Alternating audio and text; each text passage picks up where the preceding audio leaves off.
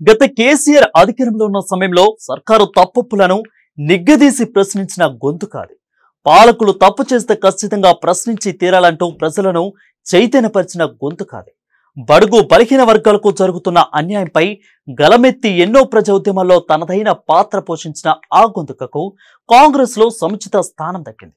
నల్గొండ, వరంగల్, ఖమ్మం పట్టభద్రుల ఎమ్మెల్సీ స్థానం నుంచి పోటీ చేసే అవకాశం ఆ ప్రశ్నించే గొంతుకకు లభించింది. రాజీ లేని పోరాటమే తన ధ్యేయమంటూ తెలంగాణ ప్రజలందరికీ చేరువైన ఆ గొంతుకే తీన్మార్ మల్లన్న.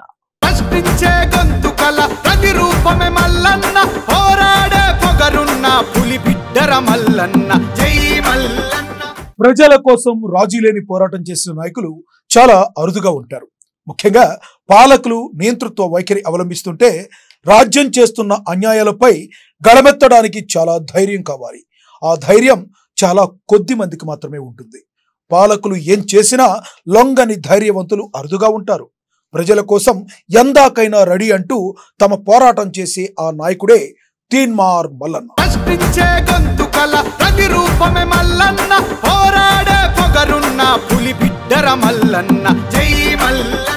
తీన్మార్ మల్లన్న జీవితం వడ్డించిన విస్తరి కాదు, అడుగడుగునా పోరాటాలమయమే. రాజీ లేని పోరు సాగిస్తూ అలుపెరగని బాటసారిగా సాగిపోతున్నారు మల్లన్న. అందుకే సీఎం రేవంత్ రెడ్డి సైతం మల్లన్నకు ఫిదా అయిపోయారు.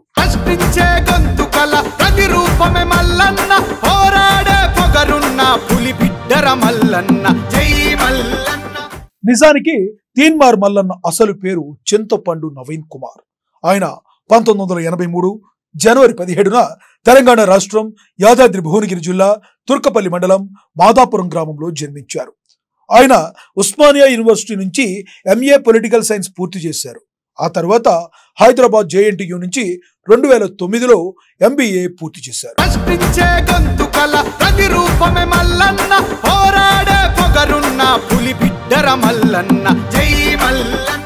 చదువు పూర్తయిన తర్వాత జర్నలిజం వైపు అడుగులు వేశారు తీన్మార్ మల్లన్న.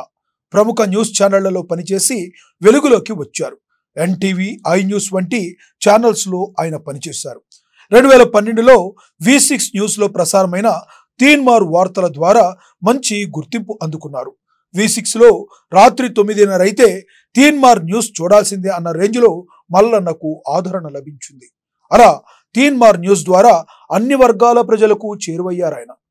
అనంతరం కొద్ది కాలం 10 టీవీలో మల్లన్న పనిచేశారు. ఆ తర్వాత సొంతగా క్యూ న్యూస్ పేరుతో యూట్యూబ్ ఛానల్ ను ఏర్పాటు చేశారు.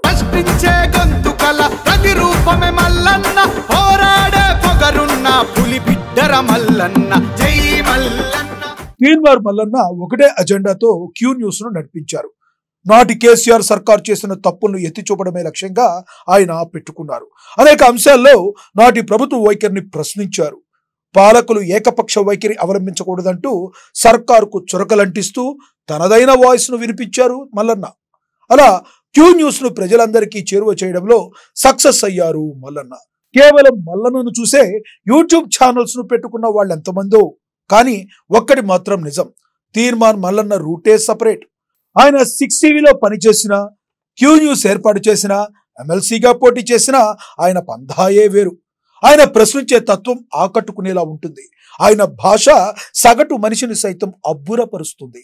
తీన్మార్ మల్లన్న గలగలా మాట్లాడుతూ ఏదైనా అంశం గురించి వివరిస్తుంటే చూస్తున్న వాళ్ళు ముక్కున వేలేసుకోవాల్సిందే. అలా గుక్క తిప్పుకోకుండా ప్రతి అంశాన్ని తీన్మార్ మల్లన్న విశ్లేషిస్తారు.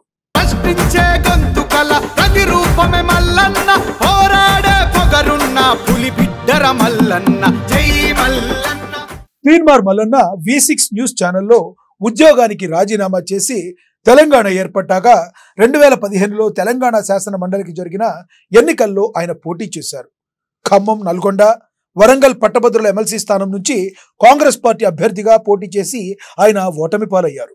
ఆయన 2019లో జరిగిన హుజూర్ నగర్ శాసనసభ నియోజకవర్గ స్థానానికి జరిగిన ఉప ఎన్నికల్లో స్వతంత్ర అభ్యర్థిగా పోటీ చేసి ఓడిపోయారు. తీన్మార్ మల్లన్న 2021 మార్చిలో తెలంగాణ శాసన మండలికి జరిగిన ఎన్నికల్లో నల్గొండ, ఖమ్మం, వరంగల్ పట్టభద్రుల ఎమ్మెల్సీ స్థానం నుండి స్వతంత్ర అభ్యర్థిగా పోటీ చేసి 2వ స్థానంలో నిలిచారు. నిజానికి ఆ ఎన్నికల్లో విజేత ఆయనే అని చెప్పక తప్పదు. ఓ దశలో మల్లన్న విజయం ఖరారైపోయింది అనుకున్న తరుణంలో ఎందుకనో ఆయనకు అదృష్టం కలిసి రాలేదు. ప్రశ్నించే గొంతుకల ప్రతిరూపమే మల్లన్న, పోరాడే పొగరున్న పులి బిడ్డర మల్లన్న, జై మల్లన్న. తీన్మార్ మల్లన్న ఎమ్మెల్సీగా పోటీ చేసి 2వ స్థానంలో నిలిచిన తరువాత అన్ని రాజకీయ పార్టీల కన్ను ఆయనపై పడింది. అందుకే ఆయన కోసం కొన్ని పార్టీలు పోటీ పడ్డాయి. నాటి కేసీఆర్ నుంచి ఎన్ని ఆఫర్లు వచ్చినా డోంట్ కేర్ అన్నారు. చివరకు సర్కారు బెదిరింపులకు దిగినా లెక్క చేయలేదు. తీన్మార్ మల్లన్న ఇంటి నుంచి అడుగు బయటపెట్టేందుకు కూడా పోలీసు నిబంధనలు ఎదుర్కోవలసి వచ్చింది. అయినా మల్లన్న వెనకడుగు వేయలేదు. జైల్లో వేసినా రాజీ పడేదే లేదని కొండ బద్దలు కొట్టారు. ఆ తర్వాత మారిన రాజకీయ పరిస్థితుల్లో 2021 డిసెంబర్ 7న ఢిల్లీలోని బీజేపీ కేంద్ర కార్యాలయంలో పార్టీ తెలంగాణ వ్యవహారాల ఇన్ఛార్జి తరుణ్ చుగ్ ఆధ్వర్యంలో భారతీయ జనతా పార్టీలో చేరారు. ఆ తర్వాత కొంతకాలానికే ఆ పార్టీ నుంచి బయటకు వచ్చి తన పని తాను చూసుకుంటూ ప్రశ్నించే తత్వాన్ని కొనసాగించారు. ప్రశ్నించే గొంతుకల ప్రతిరూపమే మల్లన్న, పోరాడే పొగరున్న పులి బిడ్డర మల్లన్న, జై మల్లన్న. ప్రజలను జాగృతం చేయడమే తన అజెండా అని చెప్పుకునే తీన్మార్ మల్లన్న 2021 ఆగస్టు 29 నుంచి జోగులాంబ గద్వాల జిల్లా అలంపూర్ నుంచి పాదయాత్ర ప్రారంభించారు. 2 సంవత్సరాలు ప్రజల్లోనే ఉంటానని 2021 జూలై 18న ఘట్కేసర్లో ఏర్పాటు చేసిన సభలో ప్రకటించారు. అలా 2 ఏళ్ల పాటు జనంతోనే ఉన్నారు. ఆ తర్వాత కాంగ్రెస్ కు దగ్గరయ్యారు తీన్మార్ మల్లన్న. ఎన్నికలకు ముందు బీఆర్ఎస్ వైఫల్యాలను ప్రజల ముందుంచడంలో కీలక పాత్ర పోషించారు. అలా తన వాగ్దాటితో ప్రజలకి మరింత చేరువయ్యారు. ఆ క్రమంలో కాంగ్రెస్ అగ్రనాయకులు ప్రశంసలు కూడా పొందారు. ప్రశ్నించే గొంతుకల ప్రతిరూపమే మల్లన్న, పోరాడే పొగరున్న పులి బిడ్డర మల్లన్న, జై మల్లన్న. ప్రశ్నించే గొంతుకగా ప్రజల ముందుకొచ్చిన తీన్మార్ మల్లన్న లక్ష్యం నెరవేరింది. కేసీఆర్ సర్కారు చేసిన అన్యాయాలు ప్రజలందరికీ అర్థమయ్యాయి. ప్రజలంతా బీఆర్ఎస్ పార్టీని ఇంటికి సాగనంపారు. ఇక మా వల్ల కాదంటూ కారును తిరస్కరించారు. ఆ తర్వాత కాంగ్రెస్ అధికారంలోకి రావడంతో తీన్మార్ మల్లన్నకు మంచి పదవి వస్తుందని మీడియాలో జోరుగా కథనాలు వచ్చాయి. ఈ క్రమంలోనే ఎంపీ సీటును కూడా ఆశించారు. ఓ దశలో భువనగిరి ఎంపీ సీటు రేసులో తీన్మార్ మల్లన్న ఉన్నారు.